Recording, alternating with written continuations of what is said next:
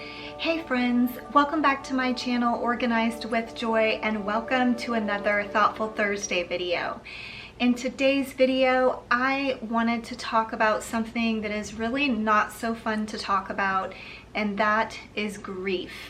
Part of the reason why I chose to talk about this topic at this point in time is because 1 year ago in the month of November, I lost my dad. And actually in the year 2020, I lost my grandmother, my dad, and our family dog, who was a part of our kid's life growing up. She was 13 when she died.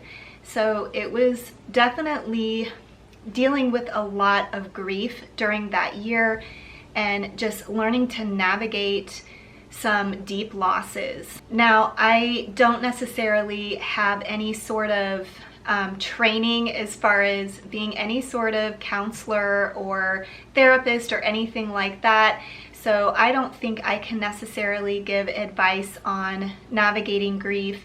I do know, I'm sure many of you are really familiar with the 5 stages of grief and how you kind of have to walk through those stages in order to heal somewhat. I feel like with loss, you never fully heal from that. It's just something you learn to live with and you learn to manage over time. But just in case you haven't heard of the 5 stages of grief, I did want to share those really quickly with you. So really quickly, the 5 stages of grief are: first is denial, and then you move on to anger, then depression, then bargaining, and then acceptance. And like I mentioned, at least in my experience with grief, when you come to that place of acceptance, it doesn't necessarily mean that everything's okay and that you never feel sad again or you never feel the weight of the loss that you've experienced, but you just get to a place in life where you're able to really manage that grief. Something else that I wanted to talk about is something that I don't hear a lot of people talking about that is associated with grief, and that is losing something other than like the death of someone or a divorce loss. I feel like a lot of people talk about grief in that sense, like you're losing someone has passed away, or you've gone through a divorce, or someone, maybe your parents or someone has gone through a divorce. But I experienced some pretty deep grief when my kids started being more independent. And at the time, I just kept telling myself to buck up. Like, this is life. Your kids grow up. And for those of you who don't know, I was a stay-at-home mom for most of my kids' lives. I started staying at home when my oldest was 1.5 years old, and then I continued to stay at home until my youngest was in upper elementary school. That's when I started working part-time, and when my youngest was in upper middle school is when I started my organizing business. I think maybe because my identity was so tied to being a stay-at-home mom, I went through a really hard time when my youngest went to middle school. So unfortunately for me, that particular year, my youngest son was entering middle school at the same time as my middle son was entering high school, at the same time as my oldest, my daughter, was entering college. So it was just a huge transition year for me and just a lot of changes. And for me, whenever a child goes into middle school, I just feel like I just spend a lot less time with them. They're at school for a longer period of time. They have homework in the evenings. They're starting to spend more time with friends.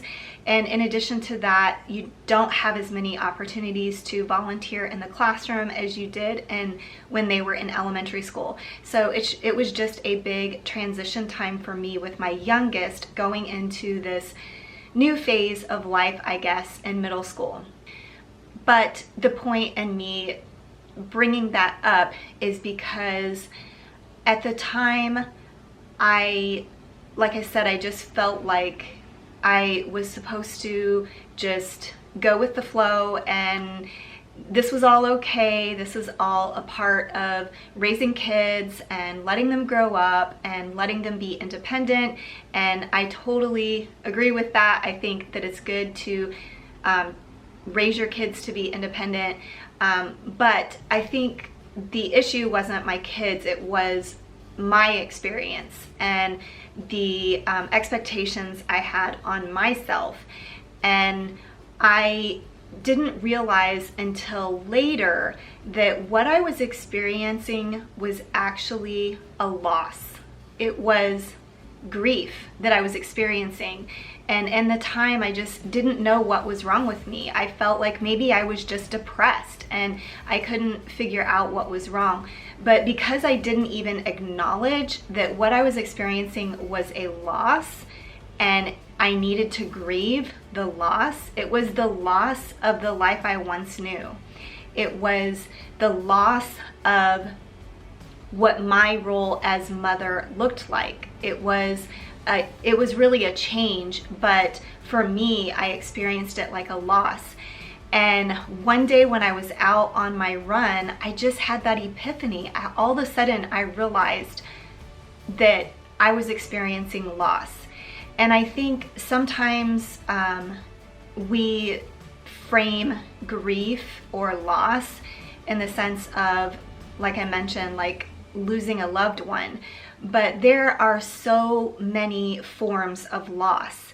And I think when you acknowledge that it's something that is a loss for you and that you need to process that as grief, it can really help you to move forward more quickly and just help you to really process through all of your feelings more easily when you just acknowledge that it's a loss and acknowledge that you are grieving something. Now, I don't know if you have an example. I'm sure that there are other examples other than the life transition of mothering and just your role changing as a mother. I'm sure that there are a lot of other places where you may experience loss. Maybe you are quitting your job to stay at home with children. You are kind of processing the loss of what your life looked like before, what your life looked like as a working woman, and now you're transitioning to staying at home. Or maybe you are going back to work after staying at home with kids for a while, and that is another type of loss. It's like there's all these different types of loss where we need to acknowledge that it's a loss. And I think when we do that, it can just make it easier to process our feelings. I would love to hear from you down in the comments if you feel comfortable sharing if you have had a loss or you're experiencing a loss where you're processing grief. Let me know about it down in the comments, and let me know if you've ever thought about this idea that there are different types of loss where you still need to go through the process of grief, even if it's not losing a loved one. Well, that is all I have for you in this Thoughtful Thursday video. I hope that this video was in some way encouraging to you. And if you're not yet subscribed to my channel, I would love for you to consider subscribing. Thanks, and I will see you in the next one. Bye.